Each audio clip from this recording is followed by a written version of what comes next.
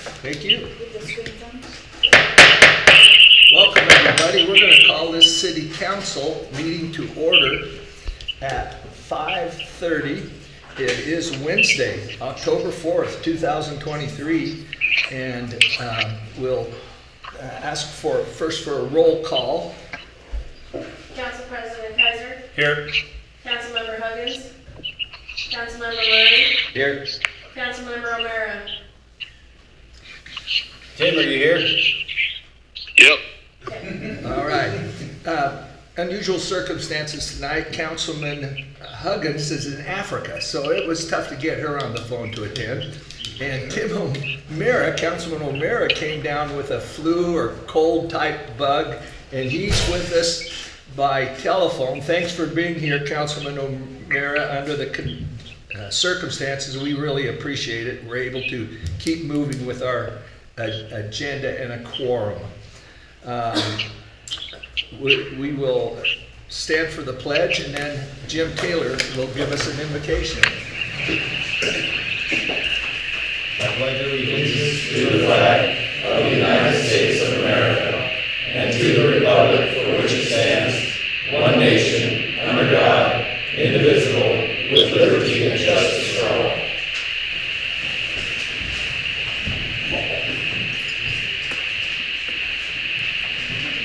I did.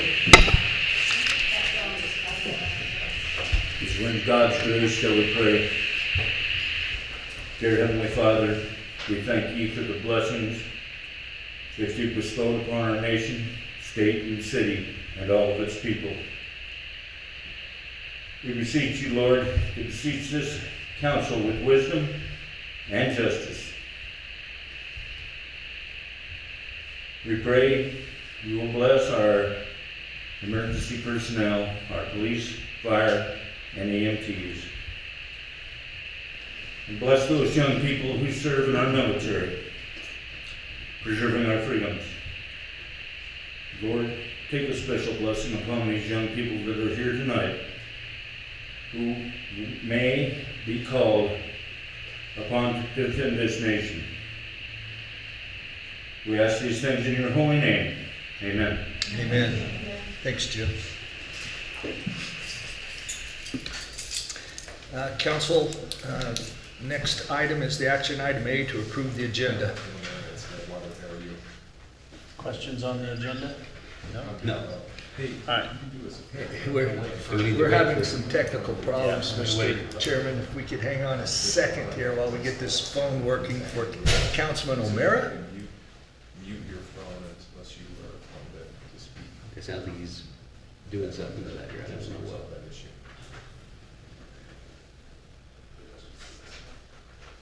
No, I think it's just that it's. Am I being too loud? I apologize. No, we're just waiting for Councilman. We're waiting for Councilman O'Mara to get back into the game. Anyway, Councilman O'Mara, if you have a mute button on your phone that you can press when you're not speaking, it will cut down on the feedback.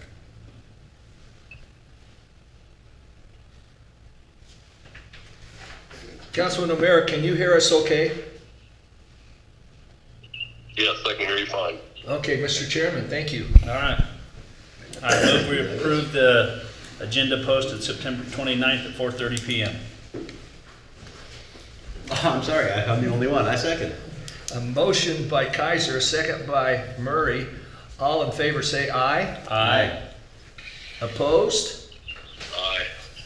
Thank you very much, Councilman O'Mara. Like I said, this is going to be a little disjointed tonight, and but we can knock this out. And again, thanks to Councilman O'Mara for making himself available under the circumstances. Action items number 1. Oh no, we're going to do an information item first.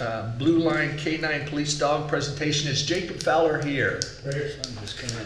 Jacob, come on up to the microphone, and we understand you have some expertise, and we'd love to know about it. Yeah, so first of all, thanks for having me here. I don't know if you guys know, David ran me down the road and pulled me off the side and said, hey, I need to talk to you. So I talked to David here, and we had a discussion about some things that had been kind of in the pipeline for a while. with the Middleton Police Department about my opportunity to be able to help them with a police dog. So I discussed with them, this is a small town, I live in this town, I want to be an active member of the development of the community. And so I have obviously an expertise in law enforcement. As a former cop in California, I was canine handler there, and I currently run a dog training business for the past 5 years. And so with my experience, I want to be able to give to them, into the city, a dog that they can use for the protection of the community and the officers themselves. So talking to the officers and a couple other people, I know money's always an issue, and so being a citizen of the city, I want to be able to donate the entire cost of a police dog to the department. So the cost of the dog normally can range from $5,000 up to $20,000, and so I have a dog that I've trained myself, imported out of Europe, and he's been fully trained. So I have him today if you guys want to see a demonstration of who he is. I know there's always concern with liability and whether or not the dog is going to, who's a young person here, eat a young child or something like that. So he's a good boy. And so I think this is the best thing for the department and the city is to minimize any potential problems or mitigate any risks that the department may have. As to get a dog into the department, into their hands, that's not going to be a bigger liability than it should be. So yes, there are dogs out there that are man-eaters, and then there are dogs out there that are good police dogs that can kind of go both spectrums. And so that's who I have here with me today.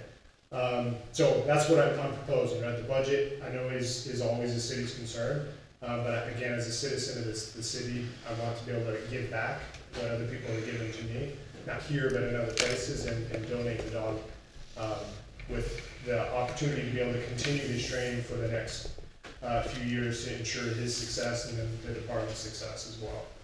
So, yeah. So here's what I'm proposing. So like I said, the dog is $15,000. We're gonna cut that off completely.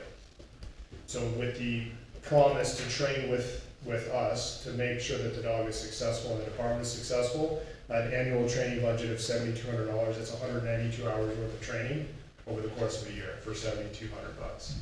And so that way we get the department properly trained, the right dog in the department's hands, and then we can get the city protected.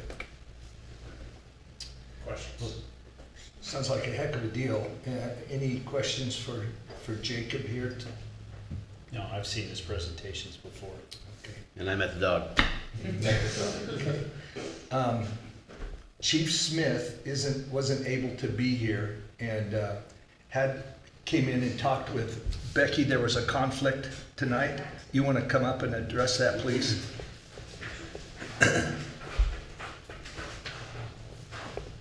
So, yeah, Chief wanted to be here tonight. He was unable to due to a birthday party for one of his kids. So he asked that we visit with you tonight, let council become familiar with you, the dog, the program, what that looks like, and then the council can make a decision. We do have it as an action item on the agenda. He kind of wanted to have that tabled or considered at a future meeting, I think is the way he phrased that, so that he could be here and he could understand how he would implement a dog in his office, in his department.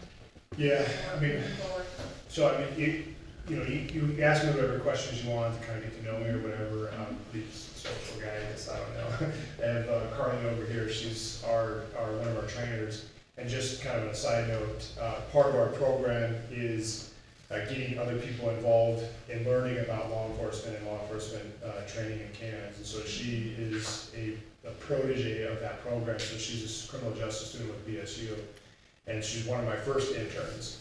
And so she stuck around long enough to hang out and train with me full time. So, she is a trainer. I have another trainer that helps as well. He actually works for Canyon County, so he's a law enforcement officer for the sheriff's department there. And we all work together to help develop the dog, and then this would be assets for the department and the dog to make sure that it's successful, not just me. That I can't be the trainer and the person getting bit or training at the same time, so I have other people to help that cause. And so obviously the officer themselves would have to learn how to do both ends of the spectrum. The officer would have to learn how to train the dog and how to decoy for the dog or a dog, learn how to deploy the dog and things like that. Okay, so the program encompasses all of that. And I do have a program that I don't have with me today, because I'm probably not gonna read through it, but it's a post course for passing a post test. So the dog and the officer as a team, not just the dog, have to pass 240 hours of training. So that would be incorporated in part of the training as well. So that's this, the $7,200 is just for the annual training, so. Mayor? Mr. Chairman? Jake, when you talk about the annual, is this annual through the career of the dog or until they make it through this post-training? So- Is this a every year thing? So the 240-hour course is not included in this. This is the annual cost, right? So if you're looking at budget for the year at $7,200, the post course, I believe I have it listed at $6,200. I have to double check on that one. Okay. That's the 240-hour course. This should be done in 5 weeks. Right? Some departments are going to, they can only staff the officer for the training program for a certain amount of time during the week because of staffing concerns. So, you know, a body is going to be missing from patrol in order for this program to take off. If the officer does it on his days off, then we're talking about extending the time of that training even further. So, But this is, I guess what I'm getting at is training wise, 2 years down the road, is there still this cost, I'm thinking long term, the career of the dog, yeah, it's going to continue. So through you have the lifespan of the dog. Yeah, you have to think, is the city of Middleton or the officers within the department capable of training, ongoing training that's gonna allow it to pass post? Gotcha. And so if that's the case, by all means, Right. you can train in-house if you want. Where I came from, it was a little bit different. We had a trainer where all the other agencies came to. So there was somebody who knew more than all the other handlers, so that, hey, I got a problem, how do I fix this? And so if there's nobody within the organization or somebody who's willing to do that, to make sure that the dog can pass post, then you need to have an external trainer, or go somewhere else for training. Right, no, that answers my question, thank you. Councilman Murray? Can you list off some of the benefits of having a K-9 that we would not have without a K-9 unit?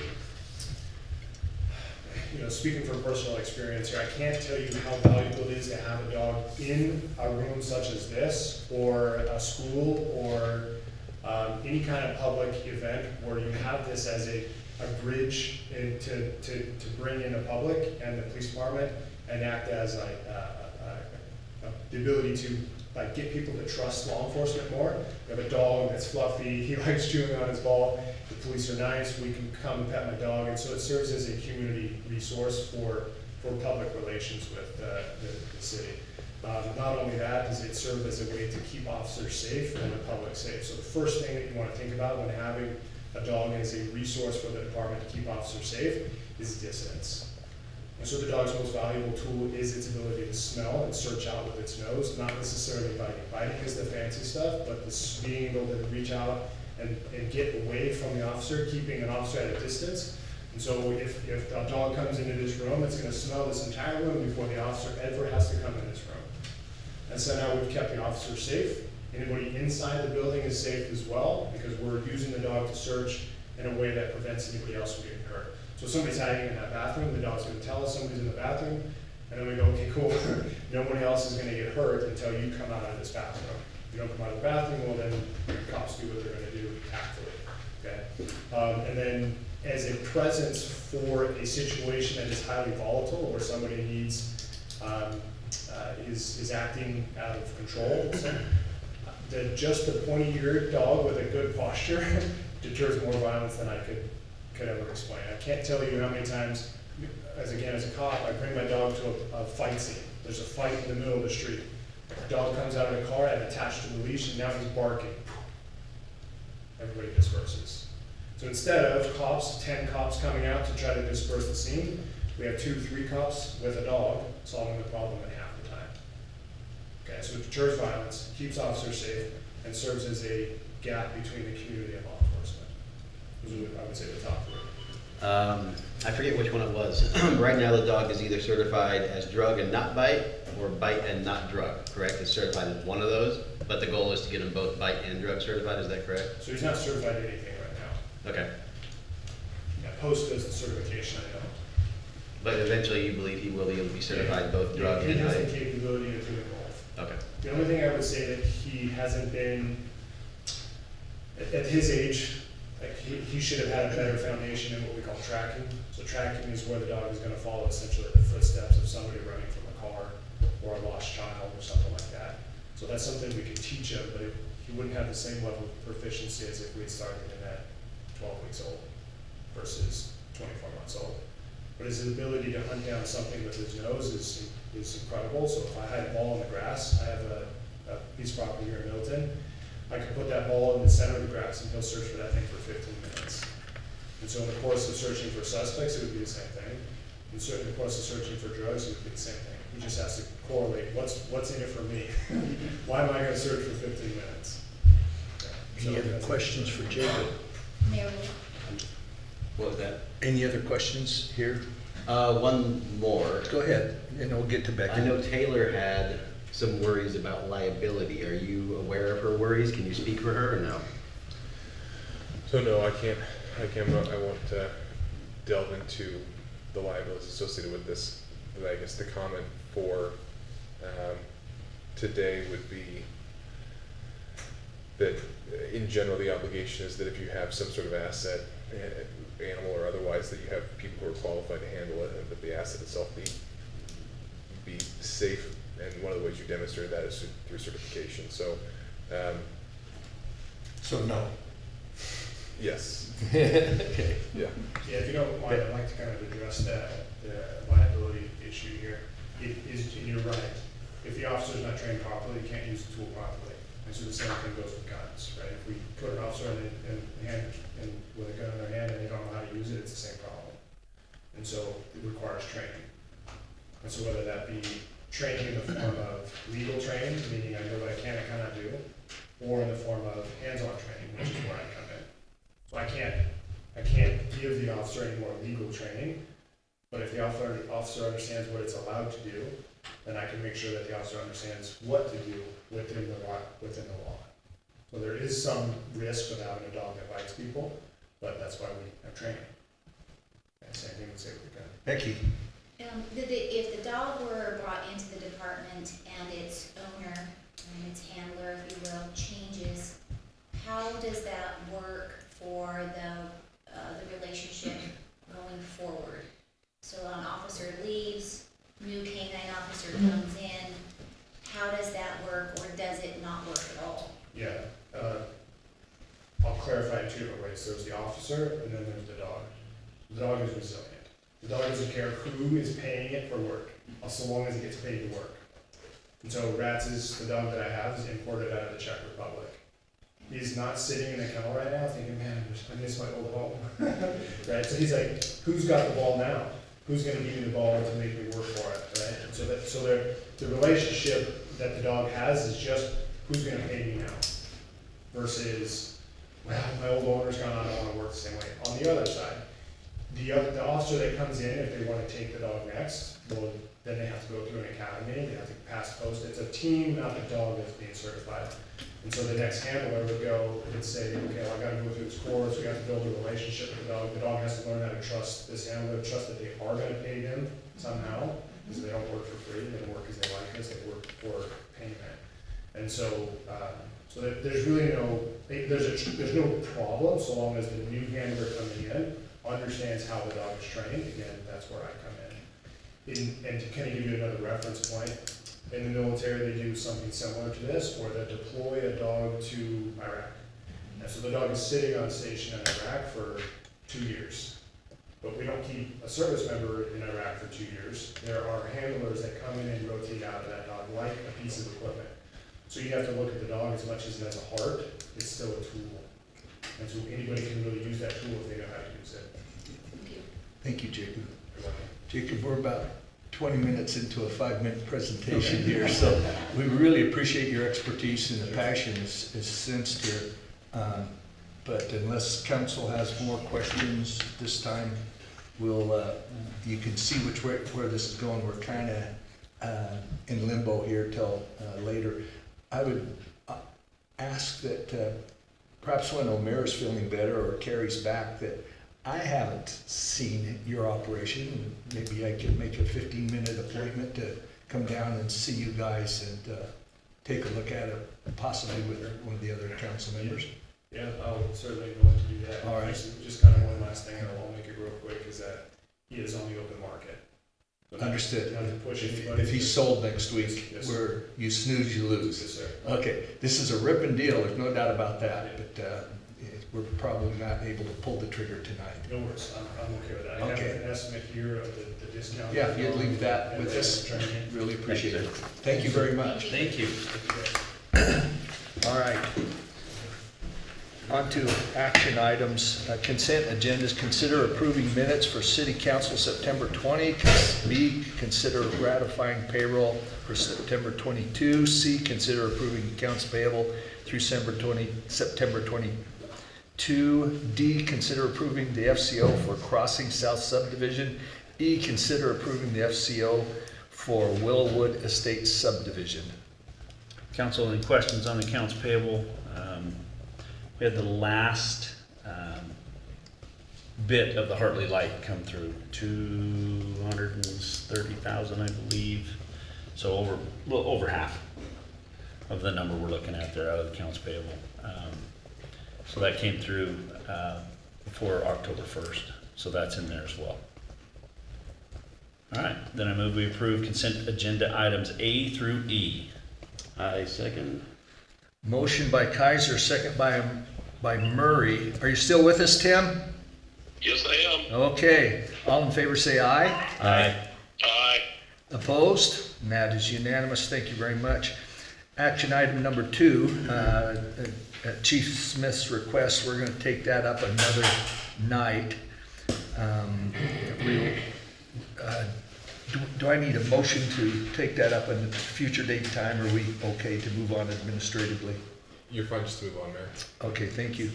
Action item number 3 is to consider authorizing the mayor to execute a task order with Adura Group, Inc., formerly TO Engineering, to conduct a seepage test at the city's UV equalization lagoon in a lump sum amount of $25,000. Mr. Jason Van Gilder, our Public Works Director, will present this. Thanks, Jason. Good evening, Council. Jason Van Gilder, your Public Works Director. Here to speak on behalf of the task order to have Adura help us with a seepage test that we need to conduct at our wastewater treatment plant. This is required by IDEQ. I believe it's every 10 years, and our time is up. We need to do this.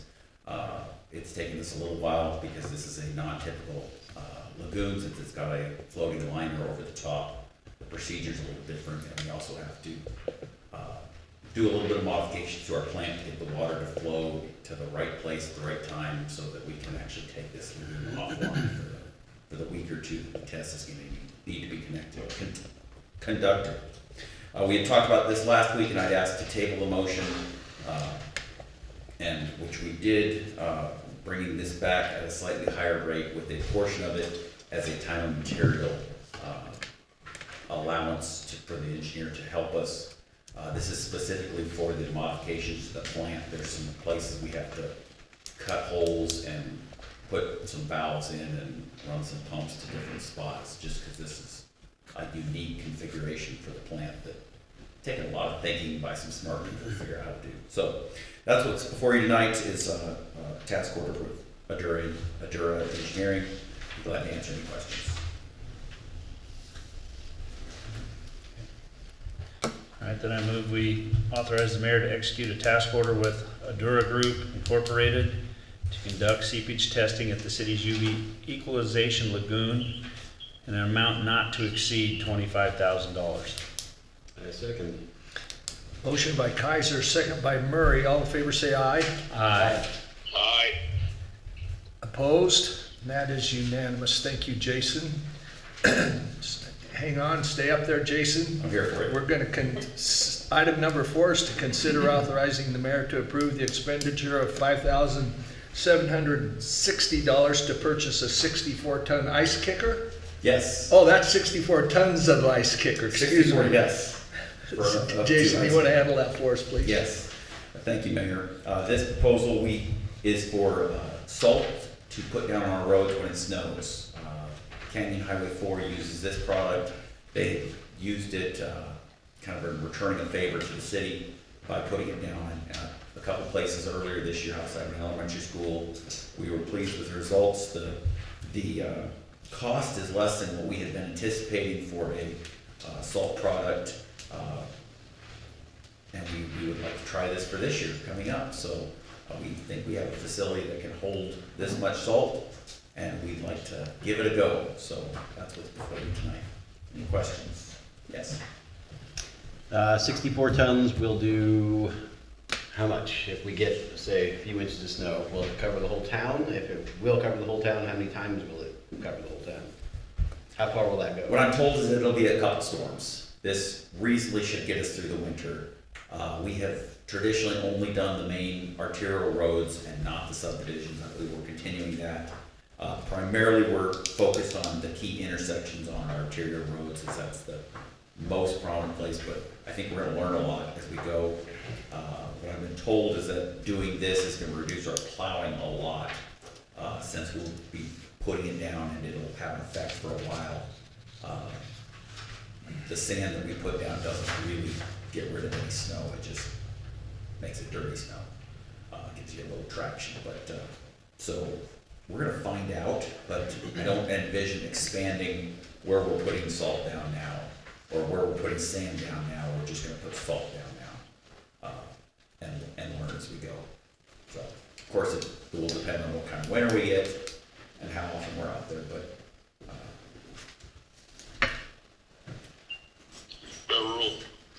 Councilman O'Meara. Do we have some place to store all of this, Jason? we are planning to use the other half of the spider shed that got relocated to the operations facility. That might be code for some people, but we took down half of this building in the back, put it up back in the shops area, and then put a big garage door in it so that it is a covered area that's accessible. And one of the things we've heard with this is that it can go on the ground and it can get a little soil mixed in with it, and it will still work fine. So we don't have maybe the ideal spot, but we think we have a good enough spot to make it work, and we'll try it for this year. Thank you. Thank you, Councilman O'Meara. Any other questions, council? All right, then I move we authorize the mayor to approve the expenditure of $5,760 to purchase 64 tons of ice kicker road salt. Second. Second. Oh, yeah, we got a motion by Kaiser, a second by Murray. All in favor say aye. Aye. Aye. Thank you very much. That is unanimous, council. Item number 5 is consider authorizing the mayor to accept a proposal from Integrity Inspection Solutions to install a coating in 6 manholes throughout the city's sanitary sewer. Mr. Van Gilder. Thank you, Mayor. This proposal is something that we've talked about in budget season, and we did include it in the budget. This is sewer manholes, particularly the ones that have discharge points from lift stations. So some force mains and sewers being kind of pumped up and sprayed through these lines. Tends to splatter on the walls and degrade the manholes.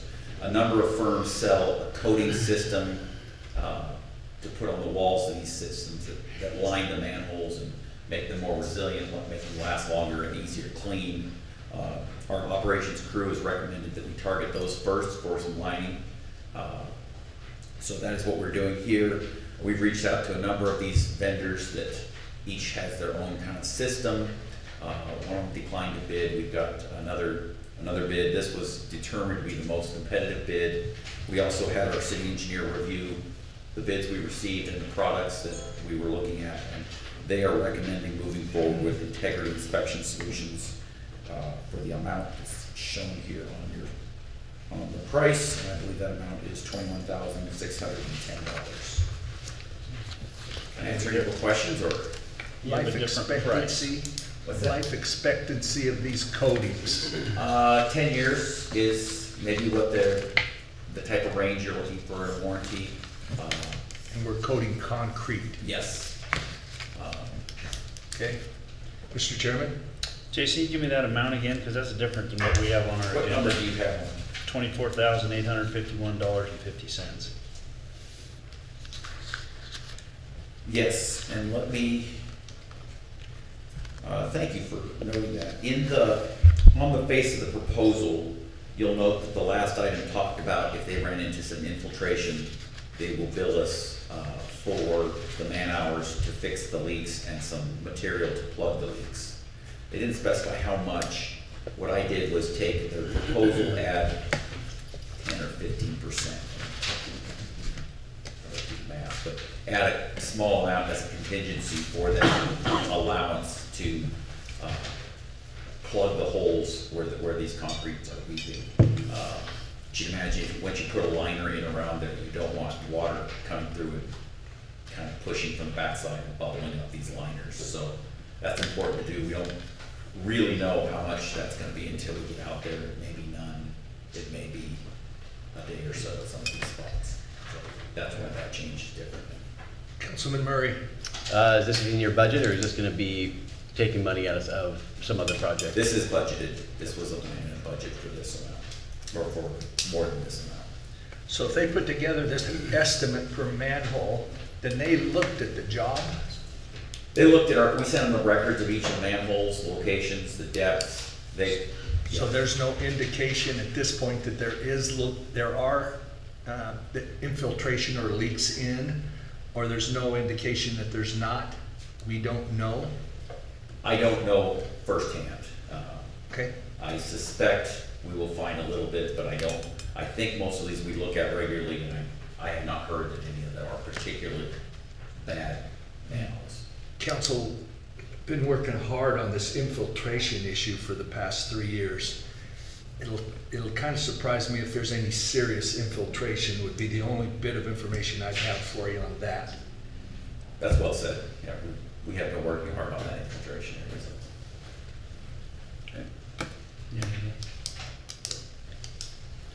All right, then I move we authorize the mayor to accept the proposal from Integrity Inspection Solutions to install coating on 6 manholes throughout the city's sewer collection system in an amount not to exceed $24,851.50. Second. Got a motion by Kaiser, second by Murray. All in favor say aye. Aye. Aye. That's unanimous. Thank you very much for that. That Thank you, Mayor. concludes, thank you, Jason. Councilman Murray?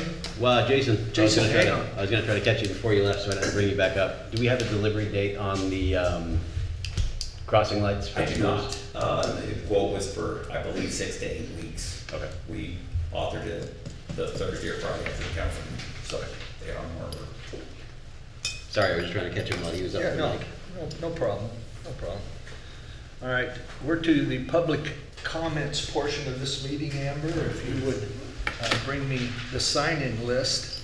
And I'd like to especially encourage any high school students here tonight that want to comment to be sure and come and sign up with Amber. And first, we're going to hear from Mike Grafe.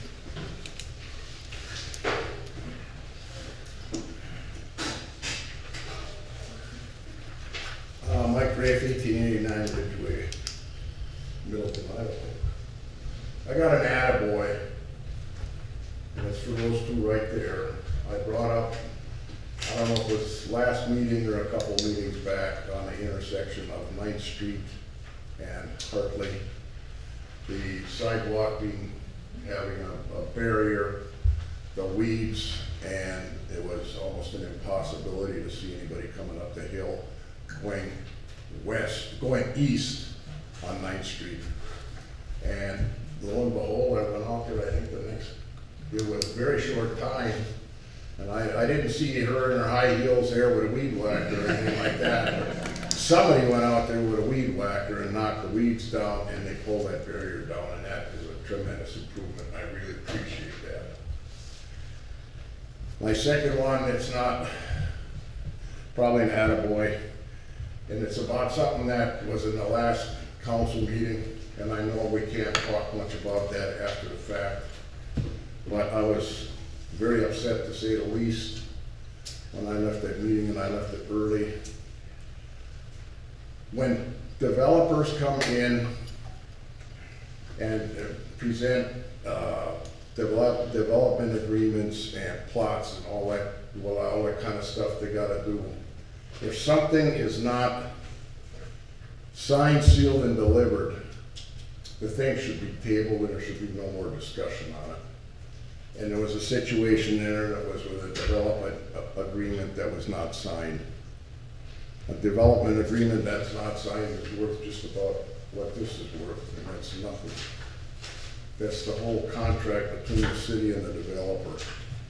And I was not opposed to the development, I was not opposed to any of it. And in fact, it was a good one. But the scenario was there was a problem, I'll just put it at that, there was a problem. And it was a problem between the developer and another party. And it was his problem, and after the meeting, it became my problem and all these people sitting in here's problem. And that was, it just shouldn't happen. It doesn't, if they don't have all their ducks in a row when they come in to city council to present something, table it. And when they've got it done, come back. And if there was some things about licenses, another individual had come in looking for, wanting to open something, and there was a state license required, and they hadn't even gone to the state yet and applied for the license. And it's been quite some time ago, but just table it. You don't even need to discuss anything with them, table it. If it ain't ready, it ain't ready. If the cake's not baked, don't take it out of the oven. All right, that's all I have, thank you. Thank you very Thanks, much, Mike. Mike. Jim Taylor.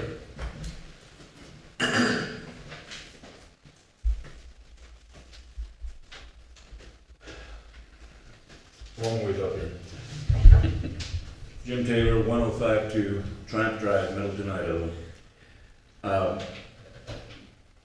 We played the dog game once before. And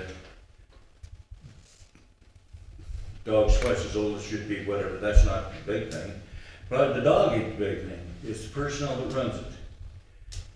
Having managed drugs and attack dogs, we didn't let anybody play with the dogs who hadn't worked for us for 5 years. Because they leave. How many people in our police department have been here more than 5 years? Chief? Nope. Pilkey? Maybe. The rest of them? Probably not. But you're putting a lot of investment into the officer. The dog's a bargain. I'll grant you that. The officer and the training you put into them, and once you get them certified, what they gotta do? Go to work for another agency, because now they're certified to work with dogs. So, if they haven't showed the loyalty to the city to stay here, and I'm not speaking bad about the police department, I love them. They're a very important part of our city. But if they ain't gonna stay and work with you for 5 years, or it's 3 years even, don't be counting on them to invest a lot of money and time into it. You know, I remember when the first time that I didn't milk cows when I was supposed to, I got corrected. I didn't miss it again. Don't miss out on the dogs twice, because you need to get corrected twice. Thank you as always for letting me talk to you. Councilman Murray. Yes. Will you be making the call to Sergeant Hilke's wife to let him know that they have a dog coming home? I have met her and I'm not gonna talk to her because I'm scared of her. You're a wise man. I'm scared of most women, so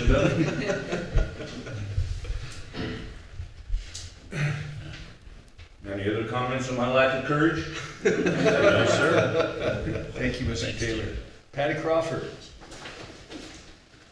I have a question for the council.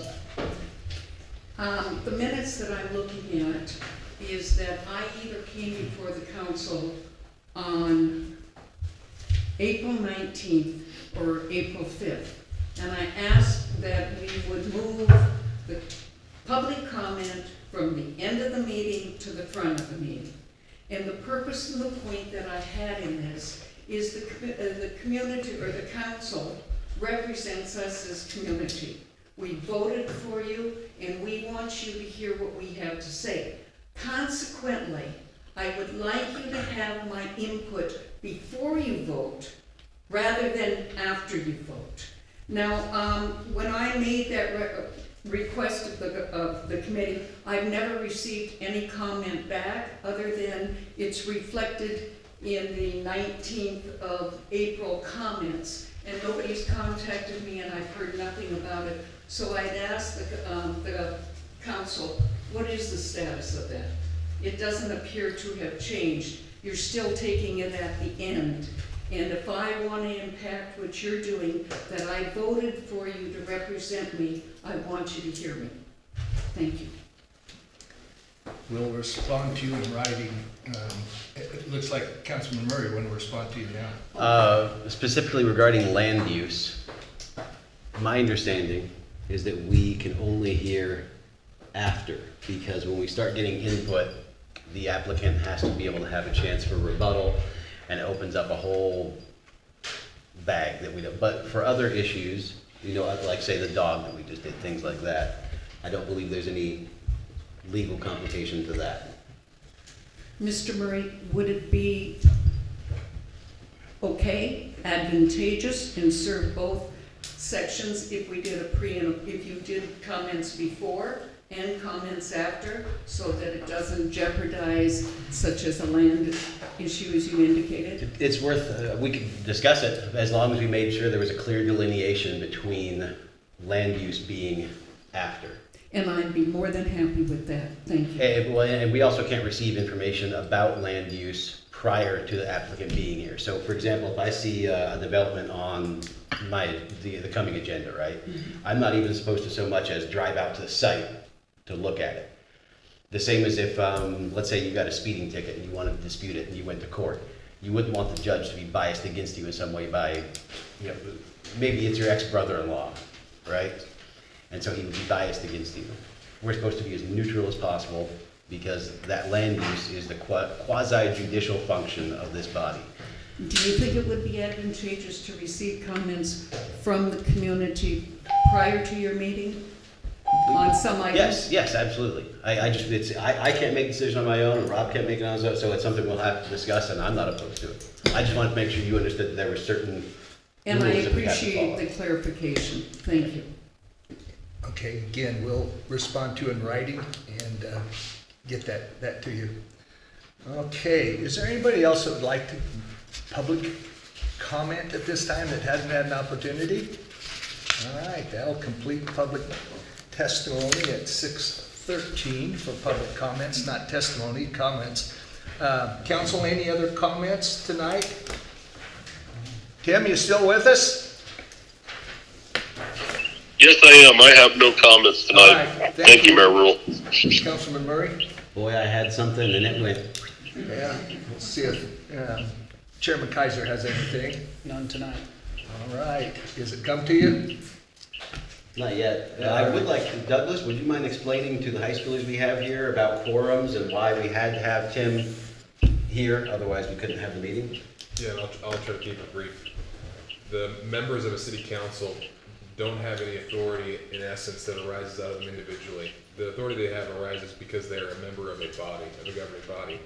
And the governing body doesn't exist unless there is at least half of that governing body there. So, for example, if we didn't have Councilman O'Mara on the phone, the city council would not be having a meeting tonight because the city council wouldn't be here, even though some of its members are. So, anyway, the law permits council members to attend telephonically as long as there's one person present here in the room. Everyone else can attend remotely, and we've got just one attending remotely tonight. Is that what you're looking for? Yeah, and so the same thing, no more than 2 of this body, of the 4 here, can ever be present at any place at one time, or it's against the law. So if you saw us all at Casa Mexico, that would be against the law, because public meeting laws apply. It has to be posted, it has to be agendized. So I love giving lessons. Where's Sophia? She was friends with my exchange student, and she should know that I like teaching, so that's the lesson tonight. One clarifying point. So the council members would be more than welcome to all attend, for example, a birthday party together. They'd just be prohibited from talking about city business. So if you see them all out in public and they happen to be, say, at a 4th of July parade or something, don't call the police. It was my understanding we couldn't even be, like, within a building together. Well, Well, we a can- parade would be different because we're, We can get to the nitty-gritty, but it's, a meeting involves deliberation. So, okay, yeah. sorry, go ahead. Ms. Crofts, you have a comment? Yes, I do. Council, I would like to just remind you that in the next council meeting, we will be having a special meeting workshop at 4 o'clock to 5:15. Members of the audience or city are invited to attend. That's for the comprehensive planning meeting with the consultant that you hired. So workshop first and then regular city council meeting. I've had a request by the Star Rural Fire Department and Middleton Rural Fire Departments to, they've been working to update their impact fees. They are requesting a special meeting for the council to hear those fees along with their other boards. So it would be a jointly supported or a four-board, how do you say that, Douglas? Be just a joint meeting. A joint There'd be meeting. 4 There you go. governing bodies in one room. So 4 governing bodies, so you guys would be here, their 2 governing bodies would be here, I don't know if Caldwell will be here or not. Anyhow, it would be a joint meeting to review those impact fees all in the same room at the same time. And that would be November 7th, so that's in between our council meetings. So, I just would like to, you can call me or text me individually, check your calendars, but I'd like to respond back to those agencies if you're going to be able to get a quorum to hear those impact fee, capital improvement plan updates. What was the date on that, Becky? November 7th. Okay, that's all I have. Okay, we're going to take about a 5-minute break, and that's going to allow high school students to come forward to sign, and then we'll go into an executive session. We'll come out of executive session and adjourn this city council